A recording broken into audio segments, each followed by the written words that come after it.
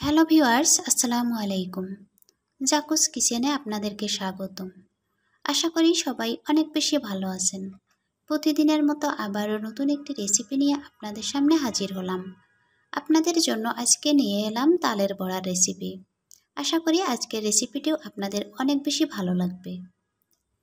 তালের বড়ার জন্য সবার প্রথমে আমি এখানে নিয়েছি 1 কাপ তালের রস।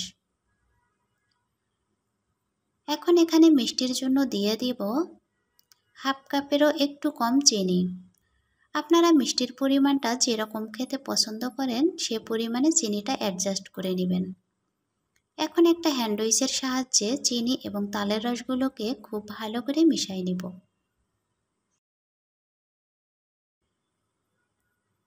মেশানো হয়ে গেছে। এখন এখানে দিয়ে দিব চালের আটা।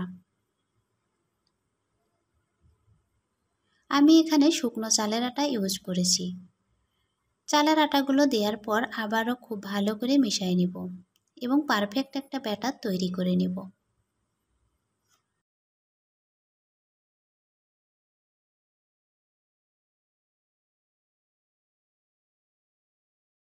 ব্যাটারটা তৈরি করা হয়ে গেছে। আপনারা দেখেই বুঝতে পারতেছেন ব্যাটারটা আমি কীরকম করে তৈরি করেছি। ব্যাটারটা এর বেশি যদি ঘন করা হয় তাহলে ভেতরটা ভালোভাবে সিদ্ধ হতে যাবে না। এখন পিঠাগুলো ভাজার জন্য একটি কড়াইয়ে দিয়ে দিব পর্যাপ্ত পরিমাণে সয়াবিন তেল।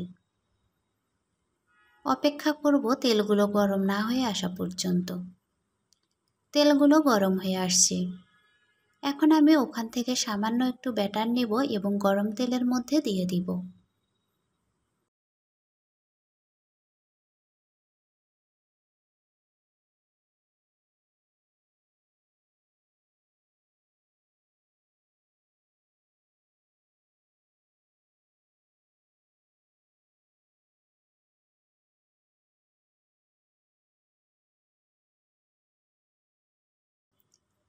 তালের বড়াগুলো যখন অটোমেটিক ভেসে উঠবে তখন এভাবে একটু করে নেড়ে দিব।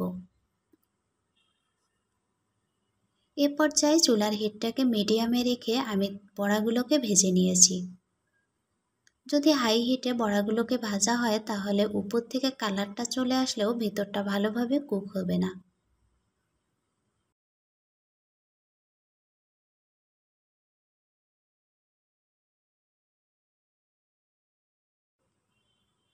বড়াগুলো ভাজা হয়ে গেছে।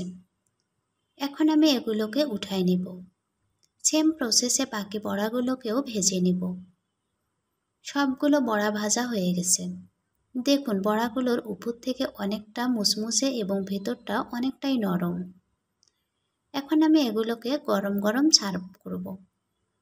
আজকের এই সহজ রেসিপিটি যদি আপনাদেরকে ভালো লাগে তাহলে লাইক, কমেন্ট অ্যান্ড শেয়ার করে দিবেন। যারা আমার চ্যানেলটি সাবস্ক্রাইব করেছেন তাদেরকে অসংখ্য ধন্যবাদ এবং যারা এখনও সাবস্ক্রাইব করেন নাই প্লিজ সাবস্ক্রাইব মাই চ্যানেল।